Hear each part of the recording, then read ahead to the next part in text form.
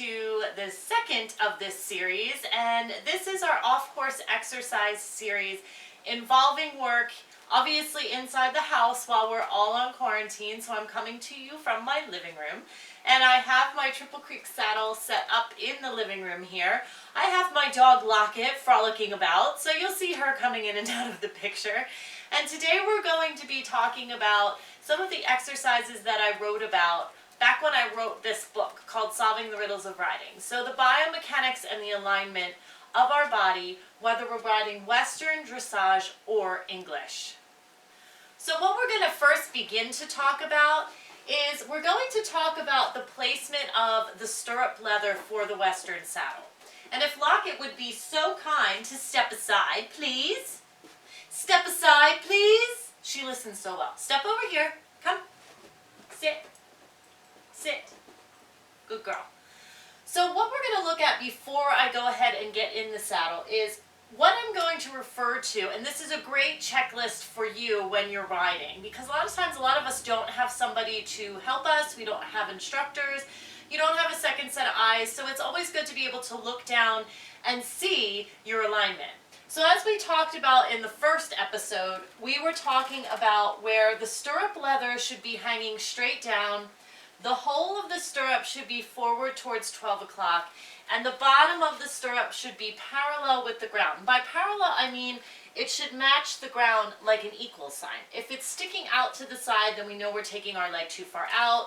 If the whole of the stirrup is starting to face out towards 11, or on the right side it's starting to face towards 1 or 2, then we know we're starting to rotate our ankles. Now, for me as a rider, I pride myself on being able to sit in a home position, I call it, because later on you're going to deviate from that position. But for muscle memory and for the case of working with your horse, you want to make sure that a neutral leg position is your basic alignment. That's key, and it's one of the most important parts when you're learning how to ride or when you're learning how to train any horse. If your leg is too far forward, if it's too far back, it's going to be difficult for your horse to be able to understand what it is that you're looking for. So when I say that the stirrup leather is hanging straight down, this is what I wanted you to see. The position of the stirrup leather indeed hanging straight down. It's not diagonally forward and it's not diagonally back. So with the Triple Creek saddles, you'll see that if I lift this stirrup up, there's a part of this saddle that's cut out, and I really, really like that because it allows for freedom and range of motion with the stirrup leather. It's very important to me that my Western saddles almost feel like a dressage saddle, so that I can feel the horse's back beneath me. I can feel if it's lifting, if it's level, or if it's hollow. I can feel that the rib cage expands a little bit, the horse is breathing with me, and I want to make sure I can feel that through my leg position and through my seat. So if you're inspecting your saddle at home and it's a Western saddle, just take a little bit of note whether or not your stirrup leather hangs forward a little bit, because it's going to be hard for you to get a natural alignment if you're constantly fighting with your saddle. If there's a lot of bulky leather under here, the other factor is going to be you're not going to be able to feel a lot with your inner thigh, so it's going to be more difficult for you to be able to move your leg. I'm going to go ahead, climb aboard here, and I'm going to show you what this is going to look like and some of the common faults that you'll make and some of the ways that you can make those corrections.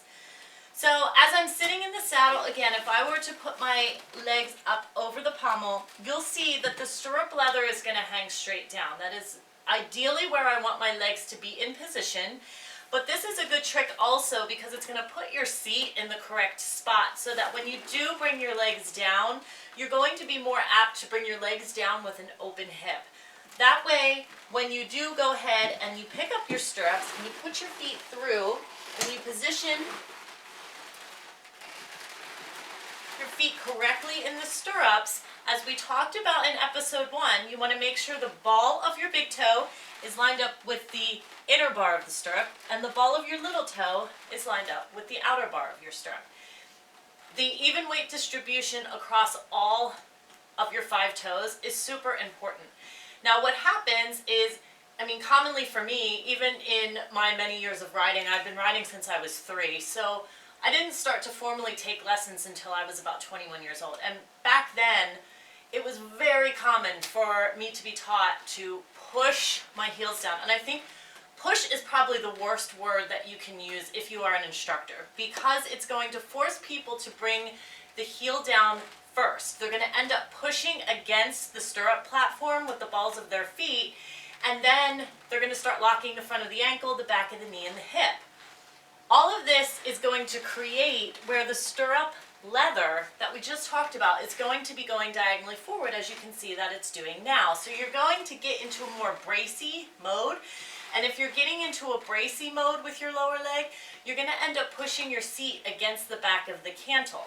Now, while this feels very secure, it actually isn't really secure, because then you're going to be floating with your lower leg. So you don't often see this in, necessarily walk, but when you start trying to post, you're going to end up trying to pull yourself up, and as you pull yourself up, when you sit, you're going to roll back and your pelvis is going to tilt up, while the back end of your pelvis is going to roll under.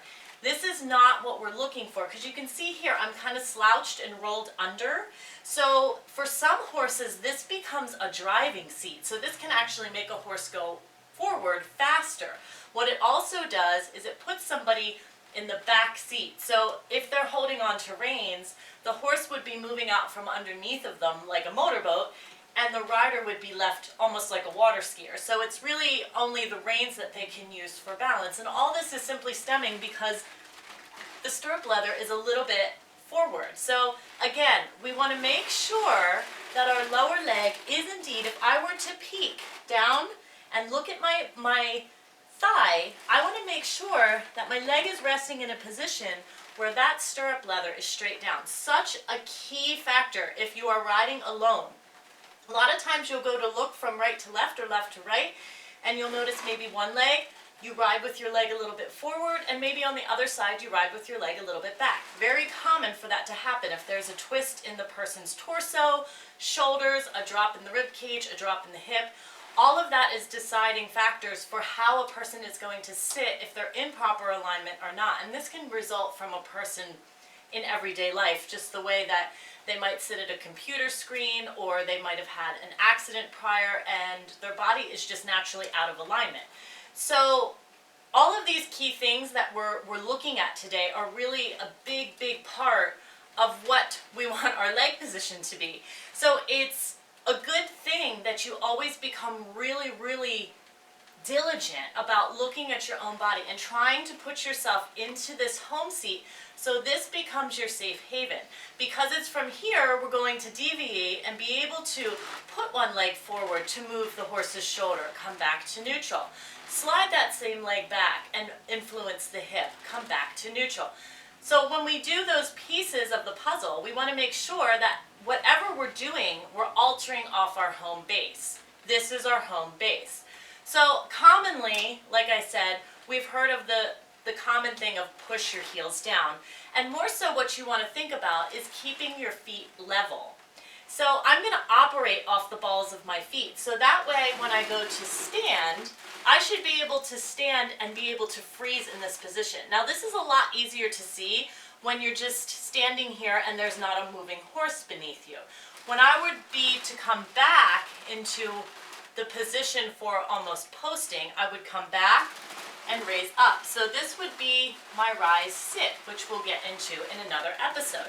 But at the same time, if you're not able to stand up and freeze, then that means that your lower leg is either too far forward or too far back. Now, if I would go with the common heels down, I'm going to have to try to pull myself up and out of the saddle, and it's going to be really difficult for me to get to the top of that rise if I'm bracing through my heels.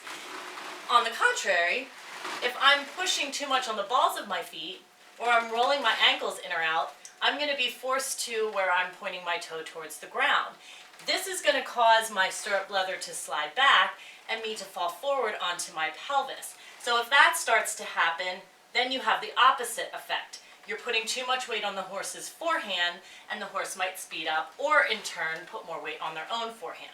So you want to make sure that you're really balanced in your seat. That again, when I look down, I'm going to fix my stirrup once again, and I'm going to make sure that there's even weight distribution from the inside of my big toe to the outer portion of my piggy toe. Very important. And when I'm sitting here, I want to also make sure that my stirrup leather is pointing straight down, The whole of my stirrup is pointing towards 12, and the bottom of my stirrup is parallel. All of these are key factors, and they will be very, very helpful in helping you to establish a really good aligned lower leg. Thank you so much, everybody, for watching. I hope this gives you some valuable insight on how you can create your own checklist to help with your training and your own riding. Please be sure to visit my website at tarajonestraining.com. That's where you can purchase my book, Solving the Riddles of Riding, and I also have a few more titles there for purchase. I want to thank Triple Creek Saddlery for building me such awesome saddles, and also to Melissa's Custom Conchos for creating all of the wonderful bling that you see on my stirrups, my saddles, and some of my tack. Thank you so much, everybody, for watching. I'll be bringing you more of these little episodes from inside my living room here in Pennsylvania. Everyone be sure to stay safe, take care, and I'll see you on the next one.